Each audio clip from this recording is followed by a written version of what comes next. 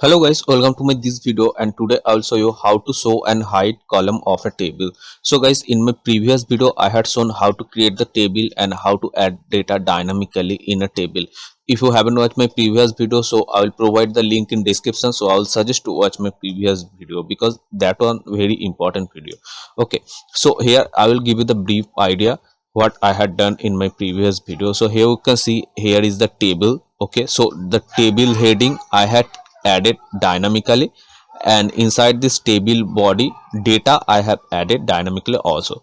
And in the ts file here you can see I had created this array, and this array I assume is coming from API. Okay, and here separately table key I have added inside this tab key variable, and the data I have added inside this tab value variable.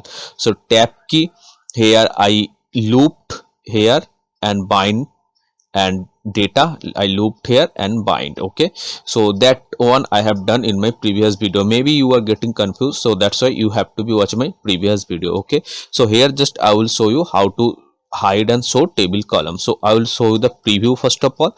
So here you can see this is tab key. Actually here you can see in this tab key variable I store the tab key. So that one, these are the tab key name, address, email, and inside this tab value variable I store the data. So these are the data. Okay, so which it's displaying here. So now guys, here when I will just show and hide of a column, so that's why here you can see there is the 3 column. Okay, so I have to be add 3 checkboxes, but checkboxes I will add dynamically. So what I will do here in the HTML, you can see I had added a loop. Okay, loop I added for tab key, I mean for table heading. So here guys I will write div. Okay, and here I will write input type is checkbox. So now you will find it's added only one checkbox. Okay, so it's loading, so you can see it's added only one checkbox, but I have to be at 3 checkboxes here because for the 3 column, because I may hide 3 columns. Okay, so that's why I have to be at 3 checkboxes. So here just I will add the same loop I will copy and the paste here. So now you will find it's added 3 checkboxes. So it will just reload.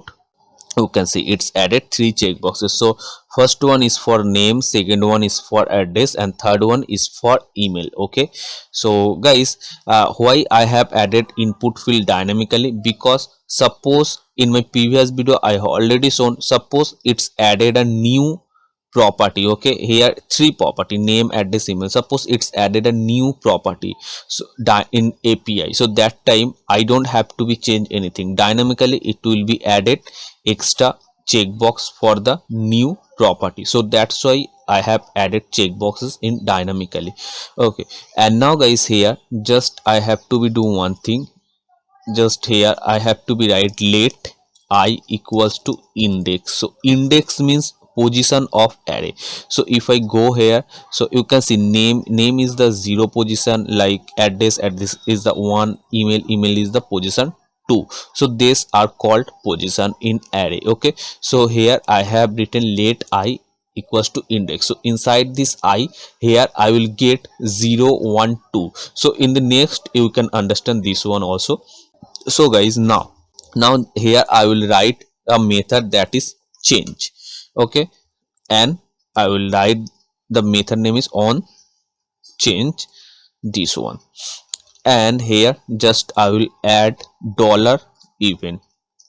This is by default Angular feature. So by this dollar event we can capture the event of this input field. Okay, so now I have added a change method. So I will copy this on change, and in the ts file just here I will paste. So guys, in the previous video, if you are getting confused, I mean what I have done here, this, if you are getting confused, so that's why I will suggest to watch my previous video, then it will be more easy to understand. And now here you can see I have passed a dollar event. So by this dollar event I will get the event. Okay, so here if I pass the parameter, so that time for getting this one, here I have to pass the parameter also. So parameter name, here you can write anything. So I have written here E, but you can write anything. And now here just see, if I write if E dot target dot checked, because I will just check the condition, I mean inside this check boxes it's checked or not. So when it will be checked, so that time, suppose first checkbox is checked, so that time I will hide the first column. So when I will check second checkbox, so that time I will hide the second column. And if I uncheck, so I will again show the second column, like this way. So I have to be write a condition, checkbox is checked or not. So here E, because inside this event I will get the event. So E dot target dot check, if it is true or not, so then here I will write like alert checked. Okay, here true, like this way. And in the else part, here I will write another alert message, that is unchecked. I hope you are getting my point. You can see like this. So now save, and the HTML file I will save also. And now I will go to the preview. So now if I check this one, so it's now checked. So you can see I'm getting alert. Okay, same, you can see I'm getting alert checked. If I uncheck this one, so you can see it's unchecked and the checked is removed from here. So now it's working perfectly. So in this condition I can write anything. So now I will remove the alert, because for the showing purpose I had written this one. So I will remove this alert. Okay, now the thing is, here you can see why I have passed I equals to index. So now here I will write the comma, okay, and I, here I will pass this one, this I. So let's see what I will get in the console. So I will save, and just here I added another parameter I, and I means this one. Okay, so here I have to be passed another one. So here I will write the parameter name is index, but you can write anything, index any. So now here just I will write the console here. So console dot locked, and that is index, I mean this one. So let's see what I will get in the console. So I have to be open the console. So console is open, and now if I check, you can see first of all the position is 0, so I am getting 0, second 1, and again 2. So like this way I am getting the position. I mean our main motive was to create a unique, something unique. So here you can see for all these check boxes I'm getting something unique value 0, 1, 2. Okay, so that will be easy to write our condition. So I'm getting here something unique value. So what I will do, just here I will write a string value and plus. So here I will write the string value, that is CL. Okay, but this string value you can write anything. And notice one thing, here you can see I have added double inverted comma. So inside this double inverted comma, when I am trying to write the another string value, so that time I used single inverted comma. Okay, so now save. So then you will find some difference. Okay, so now if I check here, so you can see CL0. If I check here, then CL1, again CL2. So I'm getting something unique for all these check boxes. So now the next thing, here I have to be hide the column and the data. Okay, because when I will check this checkbox, so this name column I have to be hide. Okay, so here this is the th file, how I'm getting name, address, email, this column. So here I have to be just add the same thing. Okay, this let I equals to index. So here I will add the same thing, and this one I have to be removed, and the same way I will copy this one again. And for the tab data, because with this key name key I have to be hide the data A and B also, right? So for the data I have to be add the same thing, this one. Okay, I hope it's clear. And now here just I will add the class. So class, and here I will add the class is dynamically, and class what will I will add, so I will add the class same like this way, cl plus I.